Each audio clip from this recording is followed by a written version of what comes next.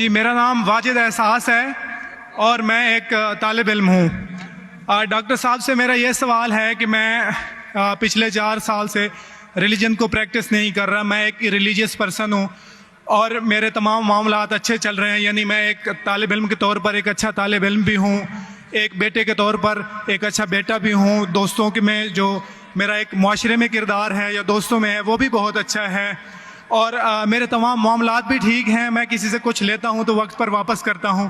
जब मेरे मामलात ठीक हैं तो मुझे क्यों मजहबी होना चाहिए? एक ये और ये है कि मुझे एथीस्ट होने का या रिलीजियस पर्सन होने का क्या नुकसान है जो एक रिलीजियस पर्सन को नहीं है और उसको फ़ायदा है? ये मेरा क्वेश्चन है जाकिर साहब से। और मैं ये कहूँगा कि वो कोई मेटाफिजिकल आंसर ना दें, ऐसा कोई रैशनल आंसर दें जिसका अकल से और जिसकी अप्रोच रैशनल हो। Thank you very much. साहब आपका नाम क्या है? वाजिद एहसास। वाजिद एहसास, आप मुसलमान हैं? I am not practising religion sir. हाँ, आप मुसलमान खानदान में पैदा हुए लेकिन इस्लाम पे अमल नहीं करते, बराबर? Yes sir, yes. अपने भाई साहब वाजिद मुसलमान खानदान में पैदा हुए, 4 साल से दीन पे अमल नहीं करते, कहते हूं कि मैं तालिबे इल्म हूं और मेरे मामलात बहुत अच्छे, मैं अच्छे काम करता हूं, कुछ लेता हूं तो टाइम पे वापस दे देता हूं और बहुत खुश है, तो क्यों उसे दीन पे अमल करना चाहिए? अच्छा सवाल है भाई साहब। ऐसे तो बहुत से शख्स है जो बोलते मैं बहुत अच्छा हूं। कई शख्स है। अच्छा होना किसके मयार से? आपके मयार से। हमें अच्छा होना चाहिए खालिक के मयार से। खालिक का मयार क्या है? अच्छा होना वो जो ईमान रखता है, अमल सौलेहात करता है। वतवासौ बिल हक वतवासौ बिस सब्र। भाई साहब का सवाल है, लॉजिकल जवाब दो, लॉजिकल जवाब दो कि मैं 4 साल से दीन पे अमल नहीं कर रहा हूं, बहुत खुश हूं, जो चीज लेता हूं टाइम पे वापस करता हूं, तो आप साबित करो कि क्यों मुझे दीन पे अमल करना चाहिए। जो आप बोल रहे आप बहुत खुश है, वो मेरी खुशी के लिए काफी नहीं है। मैं जानना चाहता हूं कि कितने लोग को आपने सही रास्ते पे लेके आया आपके 4 साल में? कितने लोग आपको मानते? बोलिए मुझे। वाजिद भाई किधर है? वाजिद भाई जी जी सर। हाँ, कितने लोग आपको मानते 4 साल में? 5,000 10,000 कितने लोग मानने लगे आपको? सर मुझे इससे कोई फर्क नहीं पड़ता, ना मेरी पर्सनल लाइफ पर, ना मेरी जो है एक इज्तमाही जो मेरी ज़िंदगी है मुआशरे में, कि मेरे ऊपर कितने लोग मानते हैं या मुझे कितने लोग अच्छा समझते हैं। ये है कि जो एक ज़ाब्ता सेट किया हुआ है सोसाइटी की जानिब से और एक अकल के जो तकाज़े हैं, यानी एक अकलियत का तकाज़ा है कि मेरा मुआशरे में एक अच्छे इंसान का कैसे रोल हो सकता है और या मेरा इंडिविजुअल का एक मुआशरे में अच्छा रोल कैसे हो सकता है, तो उस तरह मेरा एक अच्छा रोल है। मैं आपसे ये कहता हूँ को कोई एक ऐसा रैशनल कोई अप्रोच हो, रैशनल एविडेंस हो, रैशनल आंसर हो जिसकी वजह से मुझे रिलीजन को प्रैक्टिस करना चाहिए, जो मैं नहीं कर रहा। आप जो बोल रहे अकलियत के हिसाब से, अकलियत जो इंसान समझती है हमेशा सही नहीं होता। आपको पता है, पहले दुनिया लोग समझते चपटी है। सैकड़ों साल, हजारों साल पहले लोग समझते थे दुनिया चपटी है। जी सर, बिल्कुल ये है कि अब एवोल्यूशन हो रही है। भाई साहब अभी आपका सवाल खत्म हो गया, मेरा जवाब सुनिए आप। जी जी ये डिबेटिंग सेशन नहीं है, समझे आप? ये रैशनल आप समझते नहीं। जब सिंपल समझ नहीं सकते आप बोलते आप बहुत एकदम क्या बोलते कंटेंट है। आप इतना नहीं समझ सकते क्या कंटेंट है। आपको सवाल देने का मौका दिया गया है, अभी मेरा जवाब सुनिए। हर इंसान अपने दिमाग से समझता है वो सही है। वो चोर भी अपने दिमाग से सही है समझता है। वो चोर जो चोरी करता है, जो चोर चोरी करता है, वो अपने दिमाग से सही समझता है। आप मुझे एक पॉइंट बताओ। एक चोर है, मान लो मैं चोर हूं, मैं चोरी करता हूं, करोड़ों रुपये लोग की चोरी करता हूं। आप एक रैशनल पॉइंट बताओ कि मैं गलत हूं और मैं चोरी छोड़ दूंगा। एक। चलो भाई साहब वाजिद भाई जवाब दो। मैं दुनिया का सबसे बड़ा चोर हूं, जी जी, करोड़ों रुपये चोरी करता हूं। आप एक रैशनल पॉइंट बताओ कि मैं गलत हूं और चोरी छोड़ दूंगा। जी सर, उसकी वजह ये है कि आप अगर चोर हैं और चोरी करते हैं तो आप गलत इसलिए हैं कि आपके अमल से लोगों की जिंदगियों पर जो है मंफी असरात पड़ रहे हैं। मुझे आप क्या चोरी फर्क करते- पड़ता है लोग क्या समझते हैं, मैं तो खुश हूं ना, चोरी करके रोज रोज खरीदता हूं। नहीं, मुझे सर- क्या, आपको जब मेरे की जरूरत, आप थोड़ी देर पहले पूछे, मुझे फर्क नहीं पड़ता लोग क्या मेरे में, मैं खुश हूं। उसी तरीके से आप लॉजिक पे बात करो, लोग क्या सोचते बात मत करो। मैं तो ये पूछता हूं, आप मुझे मंतिक से, लॉजिक से एक पॉइंट बताओ कि मैं गलत हूं और चोरी छोड़ दूंगा। ये मत बताओ लोगों को तकलीफ होती, मुझे क्या फर्क पड़ता है, मुझे तो अच्छा है ना, मैं चोरी खरीदता हूं, रोज रोज खरीदता हूं, बंगला खरीदता हूं, क्या गलत है? लोग को तकलीफ होती, मुझे क्या नुकसान उससे, आपको नुकसान है। आप ये बताओ मेरा नुकसान क्या है, एक दो ने। सर आप ये मुझसे मेरे ख्याल में पूछ रहे हैं कि आप खुश हैं, लेकिन मैं ये, अच्छा मैं आपसे ये सवाल करता हूं कि मेरे सवाल मत रिलीजन कीजिए, को मेरे सवाल का जवाब दो। मेरा सर यही सवाल है। एक लॉजिकल पॉइंट बोलो साबित करने के लिए। जी। मैं दुनिया का सबसे बड़ा चोर हूं, जी। करोड़ों अरबों रुपए चोरी करता हूं, मैं बहुत खुश हूं। जी लोग को तकलीफ होती गए बाढ़ में, मुझे तो तकलीफ नहीं हो रही है। इसको बोलते सेल्फ सेंटर्ड। इससे आपने क्या बोले, मैं खुश हूं, मुझे दुनिया की फिक्र नहीं, उसी तरीके से मैं खुश हूं, तो आप क्या बोलेंगे मैं अच्छा इंसान हूं? आपकी लॉजिक किधर गई? एक चीज बताओ, एक दो नहीं, सिर्फ एक। सर मेरे अमल से, मेरे रिलीजियस होने से आपके मुआशरे पर अमल गलत की असर बात नहीं कर पड़ता। रहा हूं मैं, मेरी चीज की बात कर रहा हूं भाई साहब। आप अगर जवाब नहीं दे सकते तो बोलो, मैं जवाब नहीं दे सकता हूं। आप मुझे एक चीज लॉजिकल बताओ जो मेरे लिए नुकसानदार है। अच्छी बात है, मैं चोरी कर रहा हूं, मुझे दुनिया की फिक्र नहीं, मुझे मेरी अपनी फिक्र है। एक लॉजिकल बताओ। आप 4 साल से कर रहे हैं, मैं 10 साल से कर रहा हूं। आप तो, आपकी हालत देख के मुझे अफसोस हो रहा है, मेरी हालत तो बहुत अच्छी है भाई। मेरे पास अरबों रुपए का घर है, अरबों रुपए की गाड़ी है मेरे पास, नौकर चाकर है। आप तो सिर्फ तालिबे इल्म है भाई, कौन अच्छा आप या मैं? इसीलिए लॉजिक, आप ऐसा बोले क्या मुझे दुनिया की फिक्र नहीं, तो मैं आपसे अच्छा ना?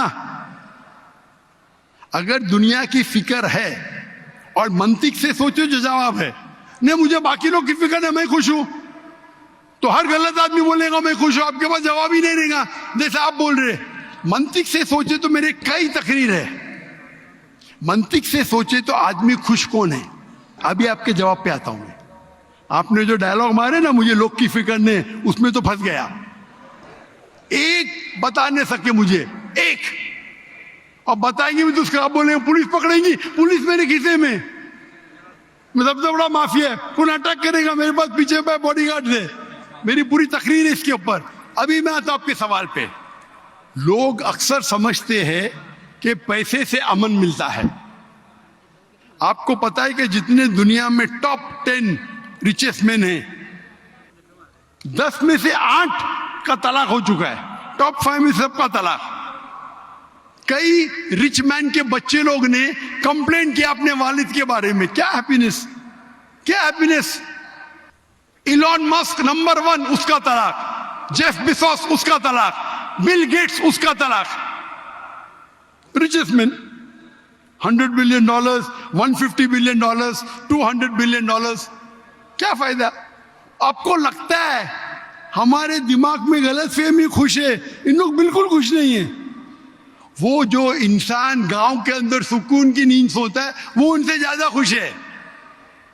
और ये दुनिया, आपने मेरी तकरीर शायद सुनी ही नहीं, अगर सुनी होती तो ये बात ही नहीं बोलते थे आप। मेरे तकरीर में मैंने कहा हूं कि ये दुनिया हमारे लिए इम्तिहान है आखिरत के लिए। आप जब आखिरत में मानते ही नहीं तो आपको क्या पता? अगर मंतिक से सोचेंगे, लॉजिक से सोचेंगे, तो आपको पता होगा कि इस दुनिया का खालिक एक है। आप मेरी वीडियो का सेट सुनिए, डज गॉड एग्जिस्ट? वाजिद भाई, वाजिद का मतलब क्या? आपका नाम क्यों नहीं बदलते आप?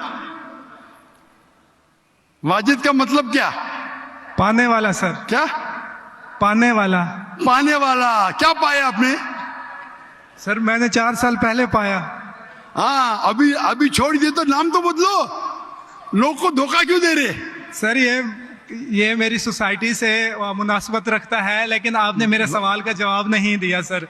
एटमोस्ट रिस्पेक्ट के साथ सर, मैं वही तो बोल रहा हूं मैं ना, मेरे सवाल का जवाब के लिए मेरे तकरीर सुनो। Does God exist? सर वो एक और सुनिए मौजू सुनिए है, सुनिए मैं उस सुनिए तरफ सुनिए, नहीं जा रहा। ये बहस नहीं हो रही है, आपका सवाल खत्म हो, जवाब दे रहा हूं मैं। आप ये मानने के लिए डज गॉड एग्जिस्ट, जो लोग खुदा में नहीं मानते वो साबित ही नहीं कर सकते चोर गलत है।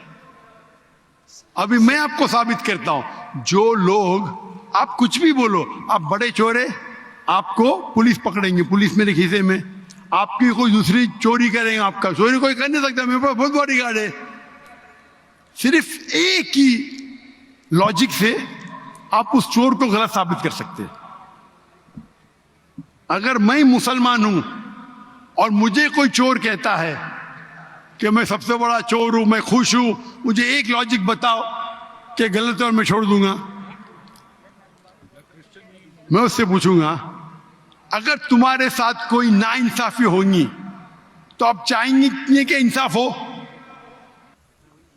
भले आपके साथ कोई चोरी नहीं कर सकता है, मान लो, लेकिन आपके मां के साथ किसने गलत हरकत की है, आप नहीं चाहेंगे कि उसको सजा मिले? आपके बहन के साथ कोई गलत हरकत करता है, आप नहीं चाहेंगे उसके साथ सजा हो? ये दुनिया में आप मिसाल लो हिटलर की। हिटलर ने 6 मिलियन 60 लाख लोगों का कत्ल किया। आपकी पुलिस अगर हिटलर को पकड़ेंगी क्या सजा दे सकती है? मैक्सिमम उसको जला सकती है, एक के बदले एक। 59 लाख 5,999,000 अब भी उस पर अदल्य होता है। आप अगर हिसाब किताब करेंगे तो इनजस्टिस है। आप हिटलर को पकड़ेंगे, आपकी लॉजिक क्या सजा दे सकती है उसको? बोलो, क्या सजा दे सकती है? मान लो हिटलर को आपने पकड़ा, उसने 60 लाख लोग को जिंदा जलाया,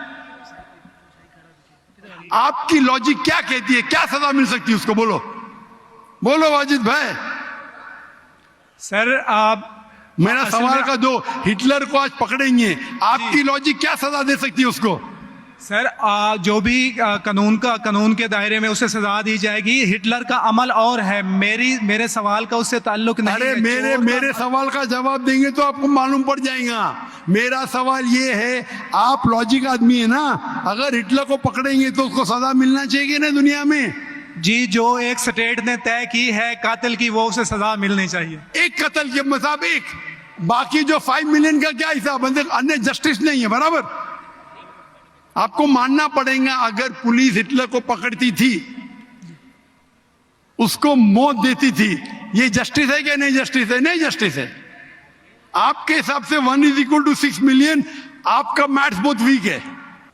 अल्लाह ताला फरमाते कुरान मजीद में सूरह निसा में आयत नंबर 53 कि अगर जो लोग अल्लाह के आयतों में नहीं मानते और आखिरत में अल्लाह ताला उनको जहन्नम की आग में डालेगा, और जितने बार, सूरह निसा सूरह नंबर 4 आयत नंबर 56, 53 ने 56, जितने बार उनकी चमड़ी जलेंगी उतने बार उनको नई चमड़ी दी जाएंगी।